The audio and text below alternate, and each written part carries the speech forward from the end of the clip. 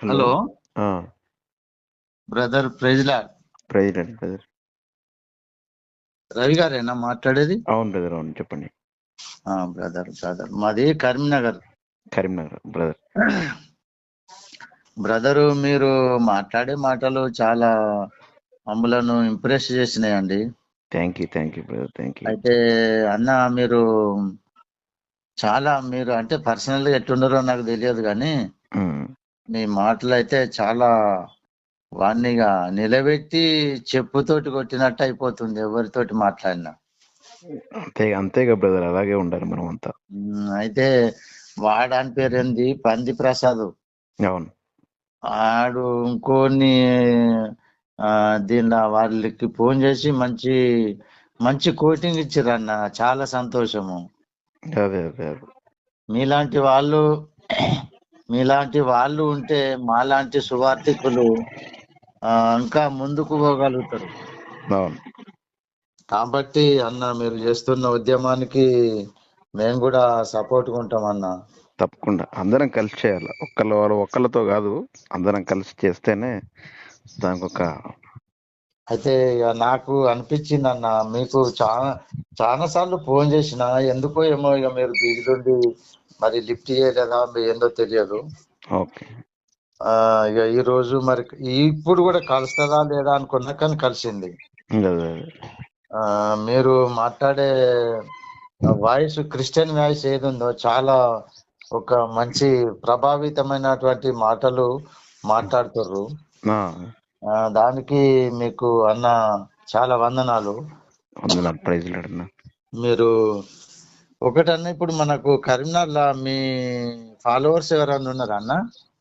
చాలా మంది ఉన్నారు కరీంనగర్లో చాలా మంది ఉన్నారు. నన్ను ఒకసారి యాడ్ చేయండి అన్న, ఎందుకంటే నేను అప్పుడప్పుడు నేను ఇక్కడ లోకల్లోనే ఉంటా ఎక్కువ. మరి అంత కొంచెం మీరు మీతోటి అన్ని విషయాలు షేర్ చేసుకున్నా అంటే, ఇక మీరు దాదాపు ఎందుకో దేవుడు ఈ రోజు మీతోటి మాట్లాడే అవకాశం ఇచ్చిండో ఏమో. తప్పకుండా మాట్లాడదాం. కరీంనగర్లో చాలా మంది ఉన్నారు. మన గ్రూప్ ఉంది, అందులో జాయిన్ చేస్తాను నేను. ఏ గ్రూప్ అన్నది? ఆదర్ల రవి ఇంతకుముందు ICPF అని ఉండే, ఇండియన్ క్రిస్టియన్ ప్రొటెక్షన్ ఫోర్స్ అని. దాన్ని నేను ఈ మధ్య చేంజ్ చేశాను. డాక్టర్ ఆదర్ల రవి క్రైస్తవ ఉద్యమకారుడు అని ఉంది. నేను అందులో జాయిన్ చేస్తాను.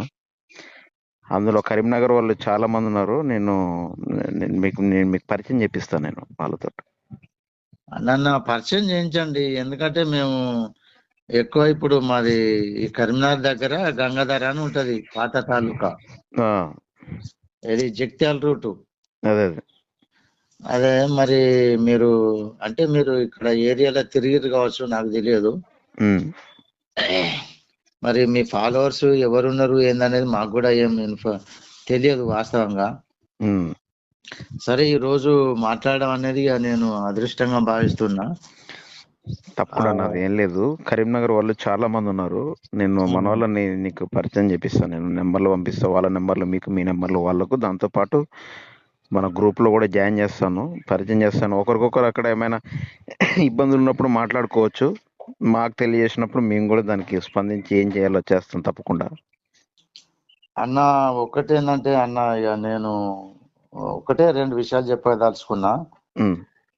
నేను నేను ఏ చర్చికి ఎక్కువ పోలేదన్న. ఓకే. పోకున్నా ఈ వాక్యాలు వినుకుంటా, ఈ పాస్టర్లు చెప్పే వాక్యాలన్నీ బాగా నోట్ చేసుకొని ఇక వీటిని నేను సువార్తగా ప్రకటించిన అన్న. మంచి పని చేస్తున్నారు. మా ఏరియాలో 6 మండలాలు ఉంటాయి మా నియోజకవర్గంలో. ఓకే. ఈ 6 మండలాలలో ప్రతి మండల విలేజ్లల్లో నేను సువార్త పెట్టిన పెద్ద పెద్ద మంచి కొంచెం మీలాంటి యాక్టివ్గా ఉన్నటువంటి డేర్గా చెప్పే వాక్యాన్ని ఎవరైతే చెప్తారో వాళ్ళ ద్వారా మనం చెప్పించినాం అన్న. ఓకే. ఇప్పుడు అన్ని నేను చేయగలిగాను కదా అన్న. అవునవును. ఒక దేవుని రాజ్యాన్ని నిర్మించటానికి నా ఒక్కరి నుంచి కాదు కదా. అవును. ఇతరుల పాస్టర్లు కొంచెం మంచిగా ఒక మంచి రూట్ లో ఉన్న వాళ్ళను తీసుకొని వాళ్ళ ద్వారా కూడా నేను సువార్త చేసిన. తప్పకుండా చేయరా.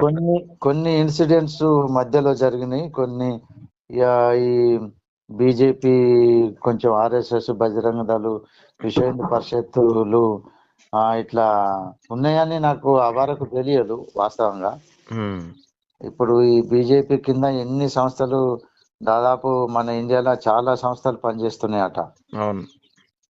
ఆ విషయం నాకు తెలియదు. అయినా మరి నన్ను ఏదో దేవుని ప్రేరణ బట్టి మరి ఎవరైతే నన్ను అటాక్ చేసిన సందర్భం రాలే. అదేలే. ఎందుకో ఏమో మరి నాకు అర్థం కాని ఒక విషయం, అది క్వశ్చన్ మార్క్ గానే ఉన్నది ఇప్పటికి. ఇక ఇది నేను చేసి, ఈ సువార్త చేసి అన్ని అయిపోయిన తర్వాత కొంతమంది పాస్టర్లు నన్ను పిలుచుకొని, అసోసియేషన్ వాళ్ళు పిలుచుకొని, తమ్ముడు మరి నువ్వు ఏంటిది, నువ్వు ఒక చర్చ్ పెట్టచ్చు కదా, నువ్వు ఎందుకు ఇట్లా తిరుగుతున్నావు అట్టిగా, ఆ నిన్ను ఇలా అందరికి ఇట్లా అనుకుంటుర్రు అట్లా అనుకుంటుర్రు అని నన్ను కొన్ని బాగా సూటిపోటి మాటలు అన్నారన్న. ఉమ్, అంటే ఇక నాకు ఏంది వీళ్ళు గిట్లా, వీళ్ళు దేవుని నమ్మిన వాళ్ళే నాకు వ్యతిరేకంగా ఇట్లా దుష్ప్రచారం చేస్తుర్రు అని ఇక నేను చాలా బాధపడ్డా. ఉమ్, ఇక బాధపడి సరేలే, ఇక నేను మా సొంత జాగా ఉన్నది ఆడ, కొన్ని రేకుల షెడ్ వేసుకొని ఒక నలుగురితోటి ఇక వాక్యం చెప్పడం ప్రారంభించుకున్నా అన్న. ఉమ్, ఇప్పుడు ఇక అట్లనే నడిపిస్తున్నా మా జాగల్లే. ఉమ్, ఇక మళ్ళీ నేను ఇక సువార్త జోలికి పోలేదన్న మధ్య, ఇక ఎందుకంటే పరిస్థితులు మంచిగా లేవు. అక్కడ ఇక్కడ పేపర్లలో ఈ దాడులు జరగడం, యూట్యూబ్లలో చూడడం ఉమ్, ఇవన్నీ. అంతకుముందు నాకు ఇది స్మార్ట్ ఫోన్ లేదన్న, డబ్బా ఫోన్ ఉండే. ఉమ్, ఇక మన పరిస్థితి అంతకంతే ఉండే. ఉమ్, ఇక ఏదో చేయాలని ఉబలాటం ఉన్నది తప్ప ఇక ఉమ్, మనల్ని ఎంకరేజ్ చేసేవాడు కరువైండు. ఉమ్, ఇక మనల మాటలతోటి హింసించడం, ఉమ్, పాస్టర్లు ఇక కొంచెం పెద్ద పెద్ద సంఘాలు ఉన్నోళ్ళు నన్ను హేళనగా చూడడం, మాట్లాడడం, అరే నువ్వేంద్రపై, నువ్వు మొన్న దేవుని మొదటి నుంచి మేము నమ్ముకొని మేము సేవలోకి వచ్చినాం, నువ్వు ఫుట్పాత్ కానీ అట్లా ఇట్లా అని నన్ను ఎన్నో మాటలు అన్నారు అన్న బ్యాడ్గా. నా నిమిత్తం నిందించబడి హింసించబడిన వారు ధన్యులు అన్నారు దేవుడు. ఏ మనిషి కోసం మనకు అక్కర్లేదు.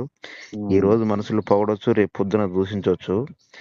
మనుషుల మాటల్ని మీరు వదిలేసి, మనుషులు నిందించిన, హింసించిన, బాధ పెట్టిన, దుర్భాషలు మాట్లాడినా, తిట్టినా, కొట్టిన మనుషులను వదిలేసి దేవుడి మీద, దేవుడికి ఎక్కువ ప్రాధాన్యత ఇచ్చేసి దేవుడి మీద డిపెండ్ అయ్యి దేవుడి మీద ఆనుకొని మీరు బ్రతకండి.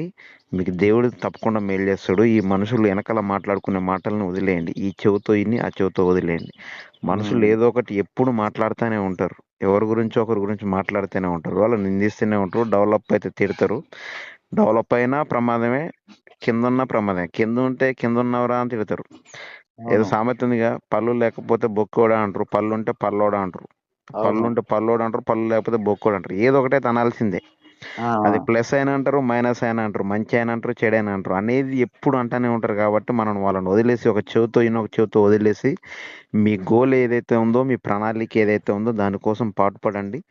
దేవుడి మీద ప్రేమతోటి, ఇష్టంతో అనేక ఆత్మలు రక్షించండి. దేవుడు మీకు అన్నిటినీ సమృద్ధిగా సమకూరుస్తాడు బ్రదర్. కరీంనగర్లో నాకు తెలిసిన అనేక మంది మన క్రైస్తవ నా ఫాలోవర్స్ ఉన్నారు. వాళ్ళతోటి మిమ్మల్ని జాయిన్ చేస్తాను. తప్పకుండా మీకు ఏదైనా సమస్యలు ఉన్నప్పుడు మాకు తెలియజేయండి. ఎవరి మాటలు పట్టించుకోకండి. ఓకేనా? అన్న ఇంకొకటి అన్న, ఒక్కటే రిక్వెస్ట్ చెప్పండి, చెప్పండి. అన్న. ఇప్పుడు మనతోటి పాస్టర్లే, మనతోటి సంఘ సేవకులే నన్ను చాలా బాధ పెట్టిర్రు అన్న. అదే అదే అదే నేను చెప్పేది, అదే చెప్పేది. ఇప్పుడు పాస్టర్లు అయితే బయట వాళ్ళు నన్ను ఎవరు అనలే, వాళ్ళు ఎంకరేజ్ చేశారు. అరే నువ్వు మంచిగా చెప్తున్నావు ఈ మధ్యలో, నువ్వు గిట్లా అంతకుముందు గిట్లా నువ్వు పార్టీలో పనిచేసినావు, సంథింగ్ ఎక్కడెక్కడనో తిరుగుదు, ఏదేదో అంత వేరే వేరే కనిపిస్తూ, ఇప్పుడేంద్ర భయ్ ఒక నీట్ గా ఒక సిస్టమ్ గా తయారై ఏదో దేవుని నమ్మినవాట, మరి ఏంటిది ఆ దేవుడు ఏంది, కథ ఏందని ఇక నన్ను మంచి అప్రిషియేషన్ చేసినటువంటి వాళ్ళు చాలా మంది ఉన్నారు అన్న. కానీ మనోళ్ళే, మనతోటి వారే మనలా ఇది హింసల పాలు చేస్తే కొంచెం నేను తట్టుకోలేకపోయినా అన్న వాస్తవంగా. ఇప్పుడు యేసుప్రభుని సిలువ నేయటానికి యేసుప్రభు ఎవరో చూపించింది ఎవరు? మన ఇస్కరియోతు యూదనే. ఇస్కరియోతు యూద మన 12 మంది శిష్యులలో ఒక శిష్యుడు. అన్న కానీ వచ్చి ఆయన ఎవరో చూపించి చాలా చక్కగా తీయగా ముద్దు పెట్టి చూపించాడా లేదా? చూపించిందన్న సెలవుని వేయడానికి దొంగలకి యేసుప్రభు అంటే తెలవడానికి ఎవరు ప్రధాన కారణమయ్యాడు? మన శిష్యులలోనే ఒకడయ్యాడు. అవును, అవి రోమా గవర్నమెంట్ కు వాళ్ళకు ఈ ఆ ఈ సైనికులకు అసలు యేసుప్రభు అంటే తెలియదు కదా అన్న. ఈ భూమి మీద ఈ సమాజంలో మన పక్కన ఉన్నోడే మనోడే మన దాంట్లోడే మననే హింసిస్తాడు. అందుకే నేను ఇందాక చెప్పాను నేను మీకు, నా నిమిత్తం ఎవడైతే నిందించబడి హింసించబడి ఎవడైతే బాధలు పడతాడో కష్టాలు పడతాడో నరకం అనుభవిస్తాడో వాడు ధన్యుడు అని చెప్పిండు దేవుడు. కాబట్టి మన వాళ్ళని ఎవరిని పట్టించుకోవద్దు, మీరు పట్టించుకోవాల్సిందంతా దేవుణ్ణి. అనేక ఆత్మలను రక్షించండి, అనేక మనుషుల్ని ఆయన శిష్యులుగా తయారు చేయండి. మీరు గొప్ప వాళ్ళు అవుతారు, మంచి ప్రయోజకులు అవుతారు. మిమ్మల్ని దేవుడు దీవిస్తాడు, ఆశీర్వదిస్తాడు, మంచి చర్చిని ఇస్తాడు, మంచి సంఘాన్ని ఇస్తాడు.